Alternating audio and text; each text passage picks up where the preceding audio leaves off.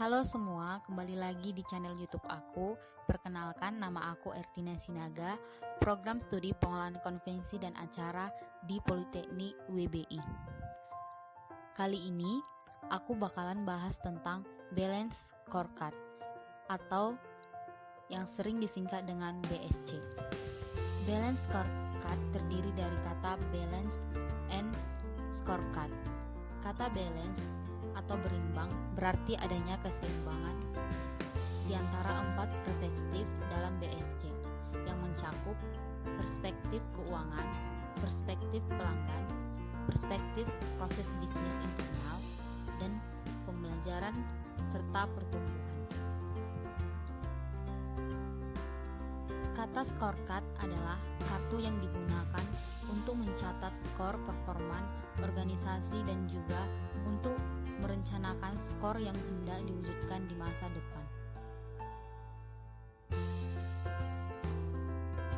BSC merupakan konsep manajemen yang membantu menerjemahkan strategi ke dalam tindakan.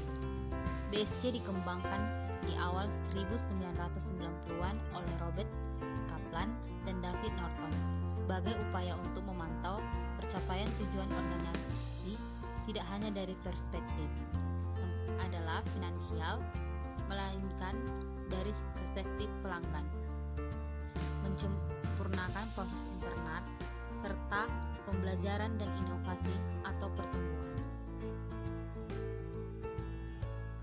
BSC adalah sebagai alat manajemen suatu sistem pengukuran dan juga sistem manajemen kerja yang mampu membantu berbagai organisasi untuk merencanakan, memfokus dan mengelola strateginya. Ini merupakan pendapat dari Jenny Marhan. Konsep Balance Scorecard atau BSC. Yang pertama, manajemen tradisional memandang keberhasilan organisasi hanya dari ukuran keuangan seperti likuiditas, rentabilitas, return of investment, atau profit. Yang kedua, konsepnya adalah BSC. Memandang ukuran keberhasilan bukan hanya dari perspektif keuangan, tetapi harus ukuran seimbang atau balance antara keuangan dan non-keuangan menjadi 4 perspektif, yaitu keuangan, pelanggan, proses bisnis, internal, pembelajaran, dan pertumbuhan. Selanjutnya, konsep balance. BSC ibarat instrumen dashboard dalam mobil, coklat dalam pesawat atau rapor sekolah, selalu memberikan sinyal posisi keberadaan kecepatan mencapai tujuan atau kondisi warna merah, kuning, atau hijau. Manfaat BSC dalam pengukuran kinerja. Yang pertama, mengelola operasi organisasi secara efektif dan efisien dengan cara memotivasi karyawan. Yang kedua, membantu pengambilan keputusan dalam hal promosi, pemberhentian, mutasi, dan lain-lain. Yang ketiga, mengidentifikasi pengembangan dan kebutuhan diklat karyawan. Yang keempat, menyediakan umpan balik bagi karyawan mengenai bagaimana atasan menilai kinerja mereka. Yang kelima, menjadi dasar bagi pemberian reward ataupun punishment. Berikut pembagian balance scorecard. Yang pertama adalah perspektif keuangan yang terdiri dari pendapatan, biaya, laba bersih, arus kas, dan nilai aset. Selanjutnya, perspektif pelanggan yang terdiri dari kepuasan pelanggan, loyalitas pelanggan, market share, kekuatan branding. Selanjutnya adalah perspektif pertumbuhan dan pembelajaran yang terdiri dari kepuasan karyawan, perputaran karyawan, kompetisi karyawan, pendidikan karyawan. Selanjutnya, perspektif proses internal yang terdiri dari persediaan, pesanan, alokasi sumber daya, siklus waktu, pengendalian mutu. Setiap perspektif memiliki komponen penting, yaitu tujuan, ukuran indikator, target, inisiatif atau langkah upaya.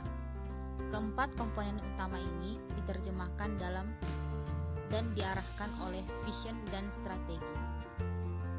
Adapun tahap-tahap implementasi BSJ adalah visi dan misi, tujuan, peta strategi, bobot, sasaran strategi, indikator kinerja utama, program kerja, target, realisasi, skor, rekomendasi, kebijakan organisasi. Pengertian peta strategi. Yang pertama, peta strategi menggambarkan hubungan kausal antara tujuan sebagai suatu kesatuan. Yang kedua, peta strategi merupakan peta jalan agar pelaksanaan kegiatan berhasil dengan sebaiknya.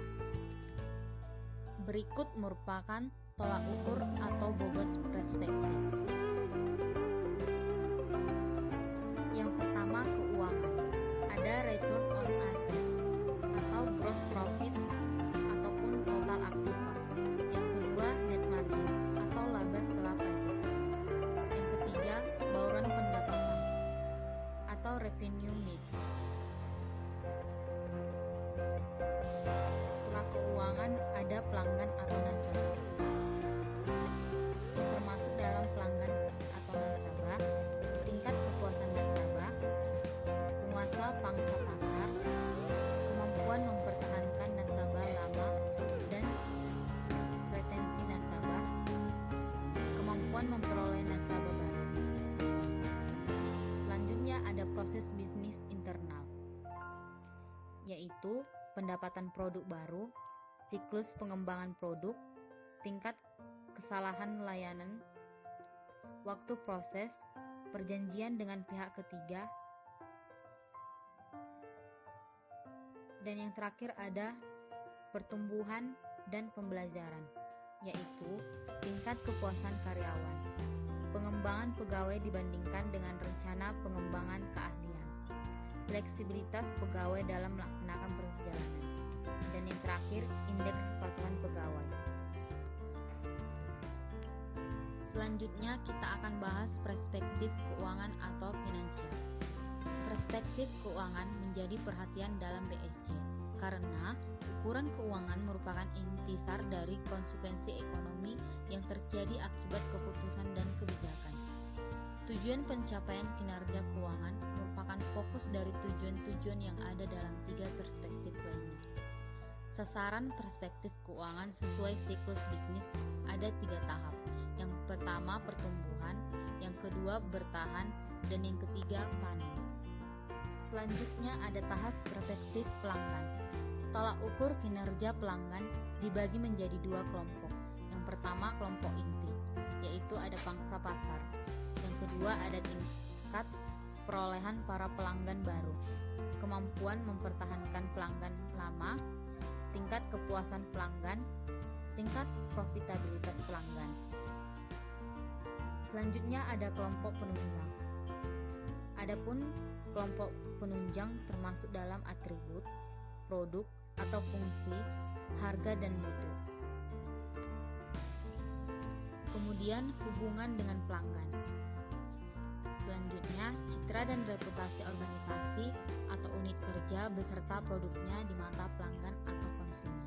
Selanjutnya adalah perspektif pembelajaran dan pertumbuhan. Mengembangkan dan mendorong organisasi agar berjalan dan tumbuh. Tujuan dari perspektif pembelajaran dan pertumbuhan adalah menyediakan infrastruktur untuk mendukung percapaian 3 perspektif lainnya, memperhatikan karyawan dan kemampuan sistem informasi. Adapun sasaran strategi adalah sasaran strategi merupakan bagian dari peta strategi yang menggambarkan kegiatan yang harus dilaksanakan. Sasaran strategi fokus terhadap tujuan organisasi dalam 4 perspektif, yaitu perspektif keuangan difokuskan pada efisien, efektivitas, dan produktivitas. Perspektif pelanggan difokuskan pada kepuasan pelanggan, kepuasan segmen masyarakat yang dilayani. Perspektif proses bisnis internal difokuskan pada proses inovasi, proses operasional, dan proses pelayanan masyarakat. Tahap selanjutnya adalah rencana tindak. Program kerja, rencana kerja tahunan RKRT adalah kegiatan untuk mencapai tujuan inisiatif-inisiatif strategik, merupakan rumusan kegiatan pencapaian tujuan sesuai misi dan berimplikasi pada pencapaian visi rencana tindak aksi ditundukkan kepada suatu format. Tahap selanjutnya ada target. Target merupakan tingkat pencapaian kinerja yang diharapkan secara kuantitatif. Yang kedua, 3 cara atau model penenangan target. A. Model basic, historical atau negosiasi. B. Berdasarkan kondisi internal dan eksternal organisasi atau unit kerja. Yang ketiga, fixed and flexible, yakni target tetap dan target fleksibel. Target tetap besarannya tidak berubah dalam jangka waktu tertentu. Target fleksibel besarnya dapat disesuaikan dengan perubahan kondisi lingkungan, organisasi, atau kinerja. Kriteria target SMART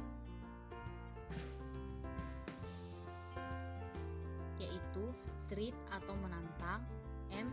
measurable dapat diukur, agreed disepakati, realistic atau realistis, time bound atau berbatas waktu. Untuk memahami lebih lanjutnya lagi, kamu bisa screenshot video ini ataupun post video ini dan bagikan ke teman-temanmu. Dan jika ada kekurangan, saya mohon maaf karena kita masih sama-sama belajar. Sekian video dari saya. Terima kasih telah